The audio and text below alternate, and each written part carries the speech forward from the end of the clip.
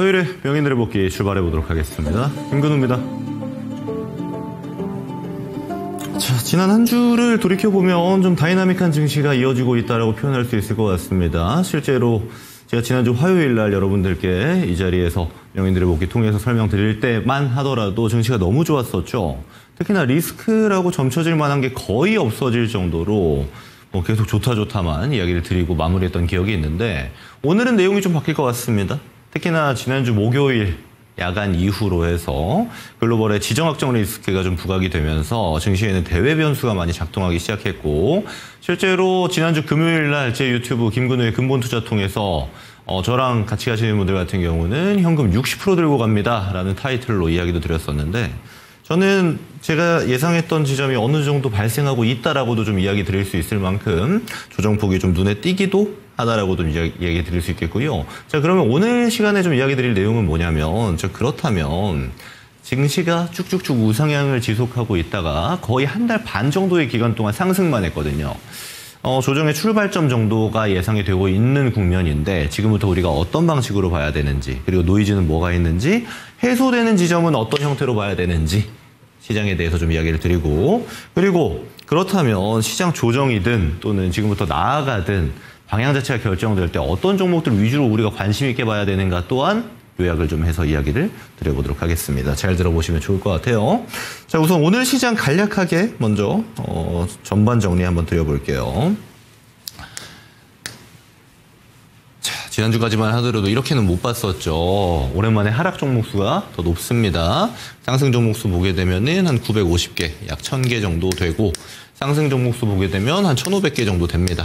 그래서 압도적으로 하락 종목 수가 많은 하루가 되었다라고 볼 수 있겠고, 실제로는 어제도 증시는 좋았습니다만 하락 종목 수는 좀 채워지게 되면서 올라가는 애들은 좀 쭉 올라가는 구조를 어제까지 보여줬다라면, 오늘은 이런 애들조차도 조정폭이 시작되는 시점이다라고 볼 수 있겠습니다. 그리고 여기서 중요한 거는 우리만 지금 조정 나오는 게 아니에요. 네, 오히려 우린 좀 강한 편입니다. 왜? 지수 자체는 좀 보합권이기 때문에. 근데 중요한 거는 지금 미국장 선물 지수는 조정이 아시아 증시 내내 좀 출발을 하고 있고, 또 하나는 아시아 증시 국가들 또한 빠지기 출발했다라는 지점입니다. 물론 여기에는 뭐 다양한 게 있겠지만 제가 강조드렸던 건 딱 하나였어요. 원포인트로 보자라면 지금 발생하고 있는 지정학적 리스크는 단 하나의 매크로 지표로 어느 정도 유추하고 대응할 수 있다라고 얘기를 드렸었는데, 그 얘기부터 좀 출발을 해보도록 하겠습니다. 유가입니다. 네.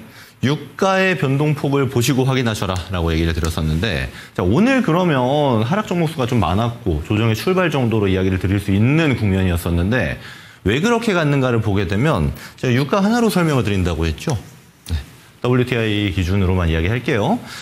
장중입니다. 지금 이게 15분 봉상 모습이고요. 자, 오늘 우리가 개장하는 시점으로 보면 이 8시입니다. 자, 이때부터 해서 강하게 변동성이 출발했습니다. 실제로 70달러 아래에서 출발해서 72달러대 레벨까지 단기간에 막 급등을 했다가 급락이 나왔다가 또 다시 급등했다가 지금은 좀 진정되는 분위기로 가고 있는데, 자, 그러면 어떤 상황이 있었길래 이 유가가 이런 영향도를 가져왔는가 또 있겠고, 또 하나 지금 유가가 움직이는 폭에 따라서 실제로 증시의 레벨이 어느 정도 결정지어지고 있다는 겁니다. 레벨이 결정지어지고 있다는 거는 뭐냐면 지금까지는 지수 입장에서 거침이 없었어요. 그렇죠? 우리의 새로운 정부의 탄생 이후로 해서 쫙 올라갔다라면 여기에 변동폭을 만들어진 매크로가 유가가 되는 겁니다. 얘가 올라가게 되면 지수가 흔들려요. 똑같은 모습을 보여주고 있다는 건데, 자, 그러면 이 장중에 발생했던 이 친구들 있죠? 네, 이 친구들이 왜 발생했는가, 어떤 노이즈가 지금 시장에 껴있는가, 어떻게 해석해야 되는가를 살펴보도록 하겠습니다. 자, 오늘자예요. 자, 오늘자 있었던 일들을 토대로 좀 이야기 드릴 건데, 먼저 첫 번째, 좀 특별한 상황이 발생했죠.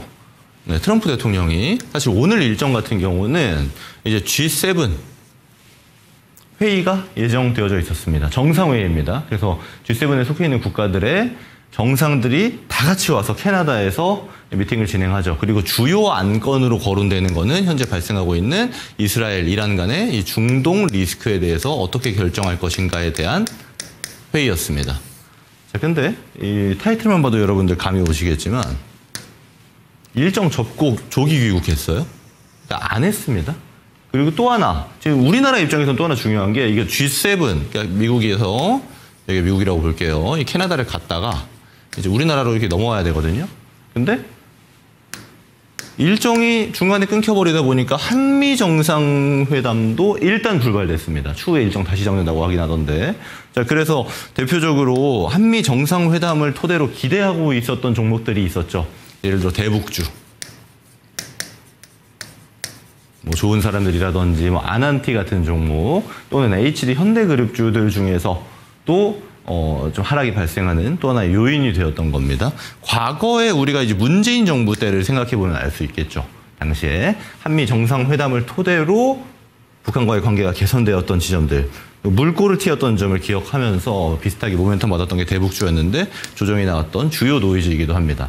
자, 그럼 중요한 거는 일정 접고 온 건 알겠는데 왜 그랬냐? 이게 중요하잖아요.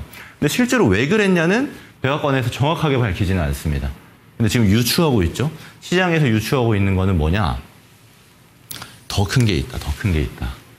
지금 G7 정상회담 뭐 좋은데 그거 말고 더 빠른 결정을 해야 될 것들이 있다. 그래서 이야기 나오고 있는 게 첫 번째, 중동 리스크에 대한 직접적인 해결도 발생할 가능성이 높다라고 점쳐지고 있는 게 있고, 두 번째, 내부 이슈가 좀 있다라는 겁니다. 특히나 내부 정책 단위로 해서 노이즈가 있을 수 있기 때문에 지금 LA 사태라든지 미국 내부에도 좀 주요 안건들이 있죠. 이거 해소를 위해서 돌렸다라는 게 있는데, 우선 지금 가능성 높게 점쳐지고 있는 거는 유가의 변동성을 보더라도 사실상 중동 리스크에 대해서 어떻게 대응해 나갈 것인가입니다. 근데 지금까지의 스탠스는 제가 공방에서도 이야기 드렸지만 거의 트럼프는 정해져 있어요. 친 이스라엘입니다. 이스라엘 편을 대놓고 들고 있죠. 실제로 지금 G7 정상회담 이전에도 G7 국가들도 대놓고 이스라엘 편을 들고 있어요. 자, 그 내용도 제가 얘기를 드릴 건데, 그럼 이 스탠스상 유추되고 있는 거는 뭐냐? 다음 내용 보면 나옵니다. 자, NCS를 준비할 거다. 자, NCS 뭐냐? 국가안전보장회의입니다. 자, 미국에서 진행하는 건데, NCS를 통해서 행정부의 권한상 거의 가장 난이도가 높다라고 할까요? 결정 권한이 높은 행위들을 행사할 수 있습니다. 그래서 지금 이야기가 나오고 있는 게 뭐냐? NCS를 소집해서 자, 벙커버스터를 검토할 수 있다라는 겁니다. 자, 이 벙커버스터가 그럼 얘기가 왜 나왔는가가 중요한데, 이 중동 리스크가 어디까지 번져질지, 또 지금부터 그러면 증시 어떻게 받아들여질지에 대한 하나의 키가 될 수 있다라고 시장은 이야기하고 있는 겁니다. 자, 어떤 지점이냐? 이스라엘이 지금 이란에 대해서 어떤 공세를 펼치고 있는지 보면 알 수 있어요. 실제로 자, 이스라엘 멀어요, 그죠? 이스라엘 저쪽에 있습니다. 그래서 거리상으로 보면은 한 2,000km 정도 차이가 나는데 공습이 펼쳐지고 있죠. 제 공방에서도 뭐 주요 인사들에 대한 사살이라든지 이런 건 설명을 드렸었는데, 그 내용 말고 그럼 주요 공습 타겟은 어디냐 봤을 때 여기입니다. 표시되어져 있는 거는 이란의 에너지 시설, 핵시설입니다. 대놓고 와서 여기만 폭격하고 있어요. 자, 근데 사실 여러분 뉴스에서도 접하셨겠지만 이스라엘 입장에서는 이미 성과를 거둘 건 거의 다 거뒀습니다. 핵 관련 과학자들, 그 과학자들 중에서는 대학 교수들도 포함됩니다. 그래서 거의 이스라엘 입장에서는 임무 수행이 다 진행이 된 상태이기 때문에, 그럼 여기서 뭘 더 할 거냐, NCS를 통해서. 이란이 핵시설 지금 다 부서지고 있는데 뭘 더 할 거냐? 여기서 나오는 게 이 벙커버스터입니다. 왜냐하면 이란도 이제 핵시설을 지하화를 해두었어요. 네. 그래서 이 지하화를 해둔 곳 같은 경우는 일반적인 폭격을 통해서 붕괴시킬 수가 없습니다. 그래서 얘를 쓰려고 하는 거예요. 왜? 이 벙커버스터는 이제 미사일이라고 보시면 되는데 돌파형 미사일입니다. 그래서 지하 깊숙한 곳까지 폭파시킬 수 있는 형태인데, 이 벙커버스터가 한 13톤 정도 돼요. 그리고 이걸 쓸 수 있는, 벙커버스터를 그럼 쓰려면 폭격기가 들고 가서 떨어뜨려야 되잖아요. 쓸 수 있는 폭격기는 미국의 스텔스기밖에 없습니다. 그래서 그걸 쓸 것 같다, 이 얘기를 하는 거예요. 왜? 남은 핵시설이 지금 별로 없습니다. 워낙 단기간 내에 이스라엘이 폭격을 많이 했기 때문에 그런 건데, 자, 그러면 이게 지금 진행이 된다면 증시는 어떻게 작용될 것인가를 봐야 되는데, 이거는 이제 이란한테 어느 정도 달려있다라고 볼 수가 있는 거죠. 그리고 트럼프가 실제로 지금까지 이야기 나오고 있는 NCS 회의를 통해서 어떤 결정을 할지 또한 지켜봐야 되는 건데 사실 이란이 대응할 수 있는 것들은 많이 있지는 않습니다. 이 얘기를 좀 드려볼게요. 대표적으로 오늘 장중에 유가 변동성을 세게 만들었던 거는 이 노이즈였습니다. 호르무즈 해협. 실제로 이란의 사령관 대변인이 브리핑을 했죠. 호르무즈 해협을 봉쇄할 수 있다. 자, 이게 뭘 시사하는 거냐면 여러분 이 호르무즈 해협이 여기입니다. 이란이 여기 있고요. 자, 근데 이 호르무즈 해협을 쓰는 국가들을 한번 살펴볼게요. 자, 이라크, 바레인, 쿠웨이트, 카타르, UAE, 오만 뭐 많습니다. 쓰는 국가들이. 근데 실제로 여기 속해 있는 국가들 같은 경우는 대부분이 산유국입니다. 그렇죠? 그리고 유가를 결정짓는 가장 큰 요소이기도 해요. 왜? 이 호르무즈 해협을 안 쓰면 유가에 대한 공급이 어려워지니까요. 그래서 이 공급망을 살짝 살펴보도록 할 텐데 호르무즈 해협을 통해서 영향을 받는 국가들입니다. 자, 수출국 볼게요. 그대로죠. 이야기 드렸던 대로. 사우디, UAE, 이라크, 쿠웨이트, 카타르, 이란 많습니다. 근데 이 수입국이 뭐냐면 중동산 원유를 쓰는 국가들 대부분 그리고 대체적으로 아시아 국가들이 많습니다. 한국, 중국, 인도, 일본. 아시아를 향해서 오는 원유가 끊긴다라는 이 얘기가 결론에 치닫게 되는 건데 자, 이를 통해서 뭐가 있냐면 일단 우리나라 같은 경우는 호르무즈 해협이 봉쇄되면 호재성으로 노이즈를 받는 기업들이 발생하게 될 테고 또 당연하겠지만 호르무즈 해협을 못 쓰게 되면 호르무즈 해협을 안 쓰는 그 경로를 안 써야 되기 때문에 운임료가 상승이 됩니다. 그럼 운임료에 대한 상승이 뭐 이미 진행되고 있습니다만 그를 토대로 수혜주들이 발생하게 되는 건데 그 얘기도 좀 드려보도록 하겠습니다. 자, 근데 그 전에 뭐 하나 말씀을 드릴게요. 자, 이란이 이 호르무즈 해협을 예를 들어 봉쇄를 했어요. 이거 충분히 할 수 있습니다. 그리고 실제로 과거에도 많이 했고요. 이란 제재할 때. 그러면 이거를 얼만큼 유지할 수 있을까요? 실제로 거의 유지할 수 없습니다. 제가 이유를 말씀드릴 건데 이란은 지금 경제 상황을 볼 필요가 있어요. 이란은 핵 제재를 이미 받고 있기 때문에 대부분의 경제가 대외 의존도 높은 산업들은 이미 없습니다. 뭐 실제로도 많지도 않았지만 여기 덧붙여서 봐야 되는 건 그럼 이란이 지금 호르무즈 해협을 통해서 기름을 팔까요? 안 팔까요? 팔아요. 어디에 파냐? 중국으로 팝니다. 오로지 중국만 사요. 다른 국가들은 이란 제재에 참여하기 때문에 아무도 사지 않습니다. 자, 그렇다 보니까 중국은 바보가 아닙니다. 이란이 제재받는 거 알면서도 이 기름을 사주려면 어떻게 살까요? 야, 우리가 사줄게. 대신 엄청 싸게 줘야 돼. 굉장히 높은 할인율을 적용해서 팝니다. 근데요, 이란이 할인을 엄청 높게 적용해서 파는 것도 이 호르무즈 해협을 써야 됩니다. 여기 봉쇄하면 이거 못 팔겠죠? 그러면 뭐가 문제가 생기냐면 지금 이란이 최근 1년을 기준으로 놓고 보면 경제 상황이 어떻냐. 인플레이션이 40%가 지금 증가된 상태입니다. 엄청난 지금 고물가를 겪고 있어요. 경제가 거의 망해 있습니다. 그래서 과거에 1,000원 주고 샀던 거 1,400원 주고 사야 되는 형태까지 들어가 있는 지금의 경제 상황이기 때문에 제가 왜 이거 오래 유지 못한다고 이야기 드리는지 알겠죠? 여기 기름까지 안 팔면 어떻게 될까요? 경제가 더욱더 붕괴될 가능성이 높기 때문입니다. 그리고 이걸 알고 있기 때문에 실제로 이스라엘이나 미국도 굉장히 적극적으로 행위를 하고 있다라고도 판단할 수 있는 거예요. 자, 그래서 그러면 마저 좀 이야기 드리자라면은 자, 호르무즈 해협 단기적으로 그럼 노이즈가 될 가능성이 굉장히 높습니다. 그랬을 때 수혜를 받을 수 있는 대표적인 기업 S-오일 같은 기업입니다. 지금 유가가 많이 빠져 있죠. 최근에만 좀 올라와서 그렇지. 사실 지금도 60달러대, 70달러 초반 유지하고 있는데 올라와서 그겁니다. 그러니까 다른 말로 하면 정유사들 같은 경우는 지금 영래깅 효과가 걸려요. 영래깅 효과 뭐냐? 자, 원자재가 있습니다. 이거를 예를 들어서 뭐 1,000원에 사왔어요. 그럼 정유사가 정유를 하죠. 정제 작업을 하기 때문에 정제 작업에 대한 마진이 붙습니다. 그래서 1,200원에 이렇게 팔아요. 1,000원에 가져와서. 자, 그러면 이 200원에 대한 마진이 붙는 겁니다. 이런 구조의 사업 방식을 정유사들이 가지고 있는 건데 여기서 지금 중요한 건 뭐냐? 영래깅이 걸린다. 자, 사올 때 1,000원에 사왔어요. 정제를 했습니다. 근데 팔려고 보니까 이 가격이 떨어졌네. 800원 됩니다. 자, 이러면 어떻게 될까요? 네, 간단합니다. 그럼 정제 마진 2,000원을 붙이면 또이또이가 돼버려요. 저 800원에서 저 마진 붙일게 200원 붙였습니다. 똑같이 1,000원이 돼버리는 겁니다. 그러면 1,000원에 사서 1,000원에 팔아버리는 거예요. 그럼 마진만 발생하는 건데 손실이 발생하겠죠. 중간 비용이 발생하니까. 지금까지는 유가가 계속 하락했기 때문에 이런 구조를 띠고 있었어요. 단기적인 노이즈가 어떤 게 껴있다? 호르무즈 해협에 대한 봉쇄 조치가 발생한다라면은 유가는 당연히 상향에 대한 조절이 발생할 테고, 이렇게 되면 SOE 같은 기업들은 단기 노이즈에 붙을 가능성이 높다. 실제로 이 종목은 제가 지난주 화요일 날 이 자리에서 여러분들께 이야기 드린 종목인데, 이걸 감안하고 보더라도 지금 굉장히 쌉니다. 그래서 얘네 같은 경우는 이번 노이즈가 붙을 때 가격 조정폭은 대부분이 기회로 될 가능성이 매우 높다라고 볼 수 있는 거고, 그리고 추가로 제가 설명을 드렸던 게 테마도 좀 붙어요.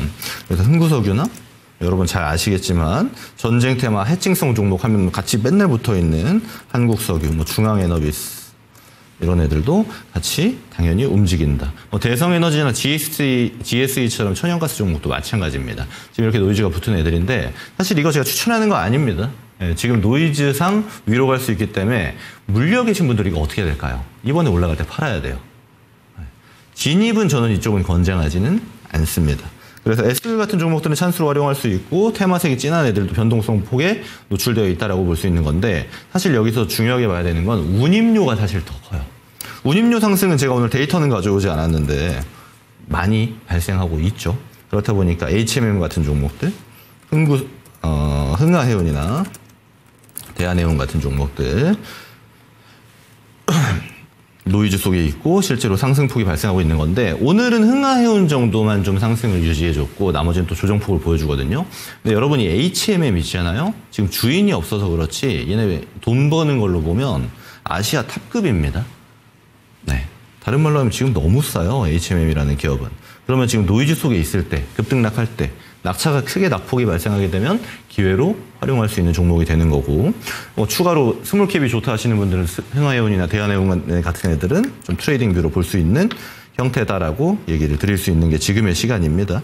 자, 그러면 지금 상태는 그럼 어떻게 됐는가 보면, 제가 딱 방송 들어오기 전에 좀 캡처를 한 건데, WTI 선물 기준으로 이제 일봉입니다. 일봉상 모습을 좀 보게 되면 많이 올라왔어요. 여러분 지금 증시 어떻게 판단해야 될까요? 전 지금 당분간 한 1, 2주 동안은 얘를 보고 계속 확인하시면 될 것 같아요. 뭐가 있냐? 미국장 조정 나올 때 다 여기였습니다. 그리고 이 유가가 빠지기 시작하니까 미국장이 정거래일만 하더라도 상당히 괜찮았죠. 뭐 이따 보여드리겠지만 괜찮았죠. 근데 얘가 이제 다시 올라가는 구조 잡히잖아요. 노이즈 속에서. 그러면 증시 이제 무조건 조정 나옵니다. 그럼 이럴 때 우리가 어디에 관심을 둬야 되는가가 제일 중요하겠죠. 우선 제 공개방송이나 TV방송 보신 분들은 이미 현금 보유량이 꽤 되실 겁니다. 네, 그분들이 그럼 어디에 관심을 둬야 되는지 하나씩 얘기를 드릴 건데, 전문가님 언제 뭐 현금 보유라고 얘기하셨어요? 어제도 제가 얘기 드렸어요. 지금 이게 이제 3포인트라는 방송 시간인데, 제가 중동 리스크 짚어드리면서 어제는 시장이 되게 좋았잖아요. 그래서 뭐 중동 리스크 다 걷어진 거 아니냐라는 얘기들이 굉장히 많았는데, 실제로 그렇지 않다. 분쟁에 따라서 장기화 가능성도 있다. 물론 가능성은 높진 않지만, 이런 이야기 드리면서 이번 주 FOMC도 있죠. 그러면 예를 들어서 유가가 위로 튀어요.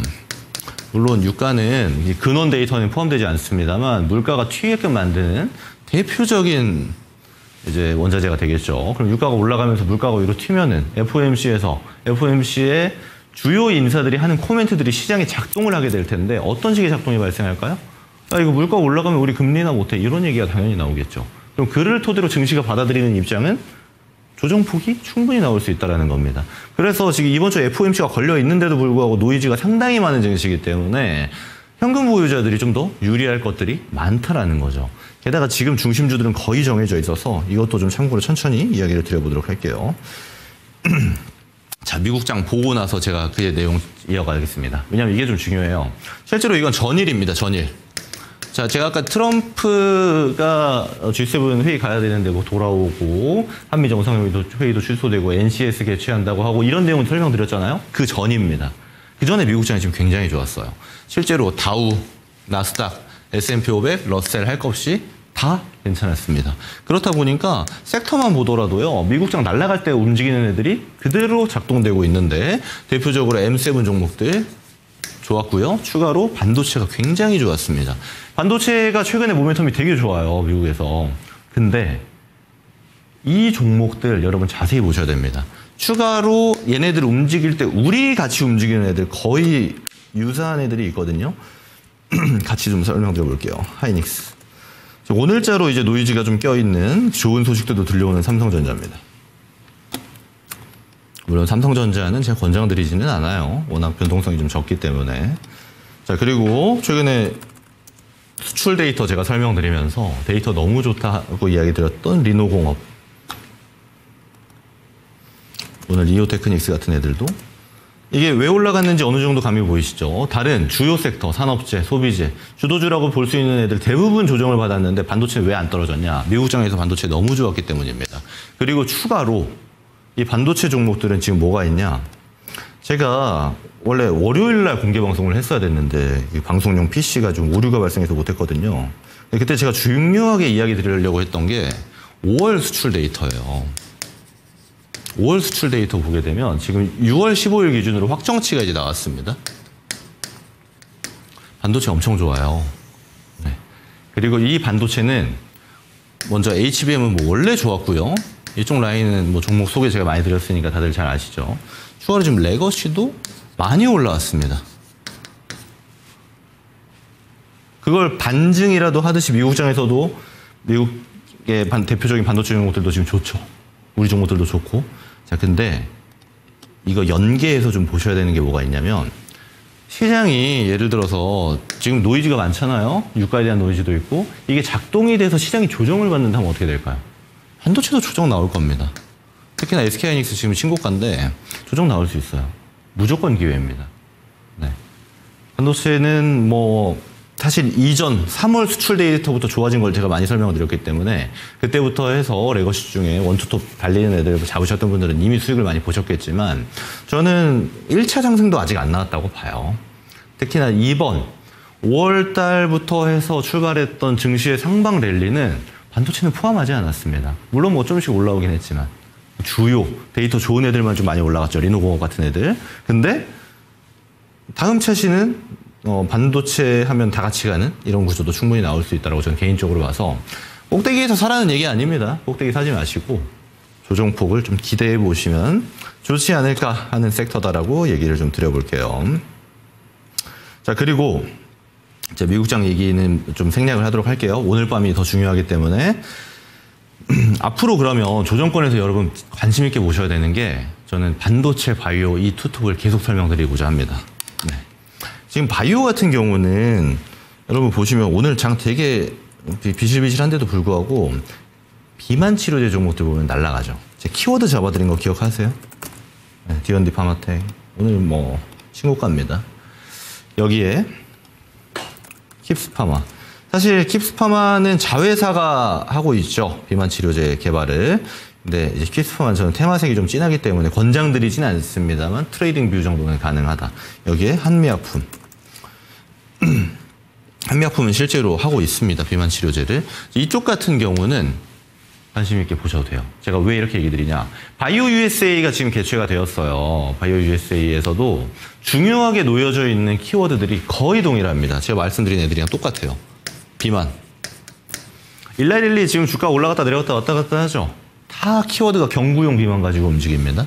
그중에서 국내에서는 모멘텀이 제일 좋은 게 이제 D&D 파마텍이라고 볼 수 있는 거고. 자, 그리고 이제 앞으로 더 중요해질 애들. ADC. 지금 ADC는 대표적인 게 이제 리가킨 바이오죠. 리가킨 바이오를 필두로 해서 라이센스 아웃을 이미 진행한 애들 위주로 좀 보세요. 네, 얘는 뭐 당연히 같이 가지만 다중항체도 포함됩니다. 여기에 이제 플랫폼 기업들. 이제 플랫폼 하면은 대표적으로 알테오젠부터 출발하겠죠. 이쪽도 마찬가지입니다. 그래서 이번에 시장의 조정이 발생한 다음의 랠리 같은 경우는 저는 각 지수의 대표 업종이 좀 중요해질 것으로 좀 보여지고 첫 번째가 반도체, 코스피를 이끌 가능성이 높고 두 번째가 바이오, 코스닥을 이끌 가능성이 굉장히 높다라는 거 참고하시면 되겠고요. 물론 바이오는 별의별 기업이 많아요. 그래서 막 테마 찐하고 코로나 관련주 오늘도 좀 올라가던데 막 그런 거 보지 마시고 실제 기술력을 토대로 글로벌 기업들이 입증할 수 있는 기업들 위주로 보시면 되지 않을까 보고 있고요. 제가 좀 얘기할 게 많은데 좀 생략을 시간상 해야 될 것 같습니다. 자, 오늘 못다한 얘기는요. 제가 내일 오후 4시에 제 유튜브 김근우의 근본 투자 통해서 여러분들께 좀 이야기를 오후 4시에 좀 드려보도록 하고요. 제가 지난주 금요일 날 여러분께 공개 방송 드리면서 현금 보유량 60%입니다. 라고 이야기 드렸죠. 이제 앞으로 오늘부터 해서 제가 좀 쓰고 있는데 어디에 쓰고 있는지 그리고 앞으로 어디가 중요해질지 좀 구체적으로 이야기를 드려보도록 하겠습니다. 자, 오늘도 시청해 주셔서 감사합니다. 다음 주 화요일 날 다시 한번 인사드리도록 하겠습니다. 네, 여기까지 하도록 하겠습니다. 고맙습니다.